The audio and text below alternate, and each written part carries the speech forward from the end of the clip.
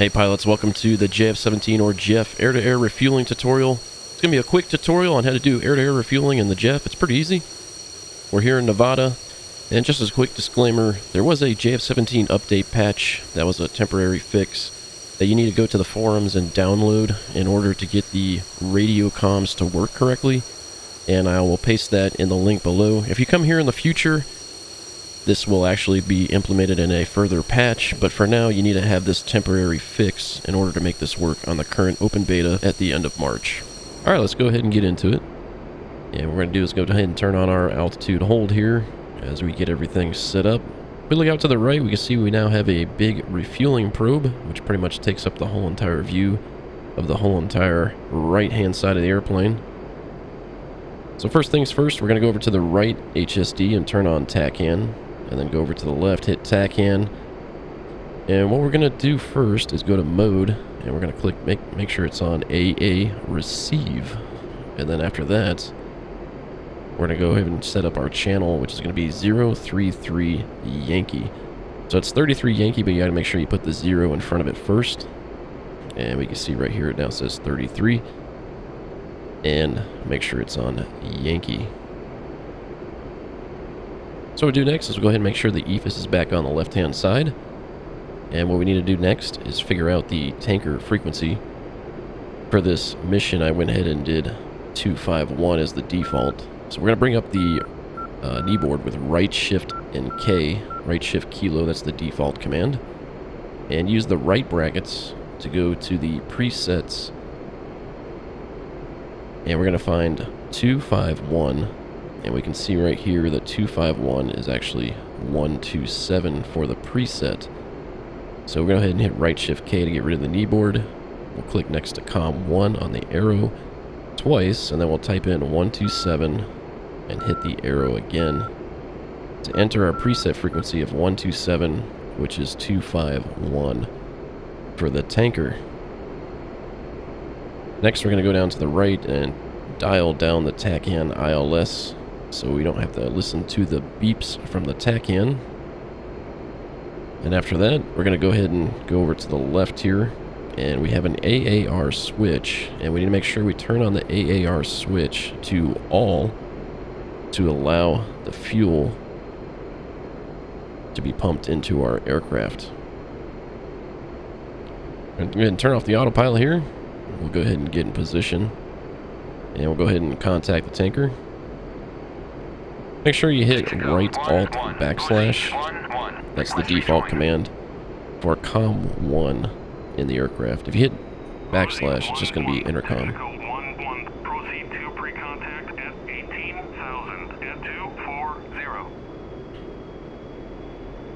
So what's nice here is we contacted the tanker and he told us he's at 18,000 and his velocity is 240. So he's doing 240 knots. And that gives us a good ballpark figure to not overshoot the aircraft when we're approaching the tanker. I've done that many times where I've called a tanker and just bypassed it because I misjudged the airspeed. So now we're going to hit silent and stand by on the radar to make sure we're not frying anybody or creating any type of spark to light a fire while we refuel here. So we're sliding over into position here. And we'll go ahead and contact the tanker and tell them that we're in position, ready pre-contact. So he says cleared contact, and we move in. And just remember, we're always using slight corrections on the flight controls and airspeed during this whole entire process. Right now my attention is focused on the wing. My attention is not focused on the drogue at this moment. I'm focusing on the aircraft itself and trying to maintain formation flight with the aircraft and not chase the drogue.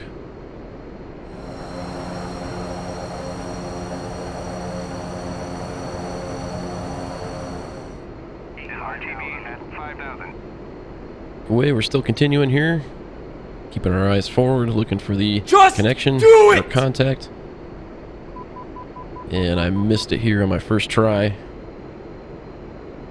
which is okay. All we have to do is just back off of the throttle, come back a little bit, ignore that. I just caused a little bit of damage to the airplane. That's okay. Try it again, and we have contact. You're taking fuel. So keep your eyes on the aircraft itself, on your focus point, as we're taking fuel. Don't be staring at the drogue, or else you're going to disconnect and lose situational awareness. So my eyes are forward focused on the aircraft wing, my focus point.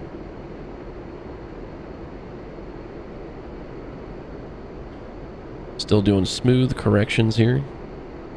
Smooth throttle control, smooth flight control action. Thinking of my happy place right now.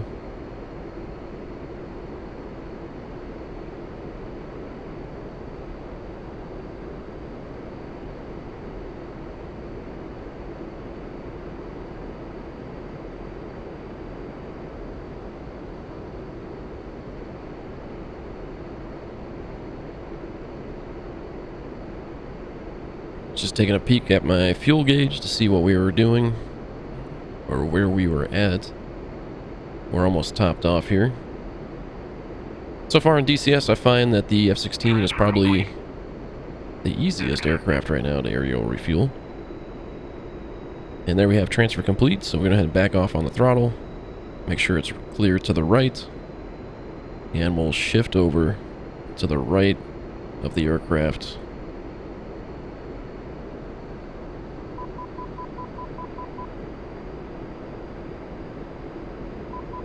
And this concludes our aerial refueling video for the JF-17. Hopefully you guys enjoyed.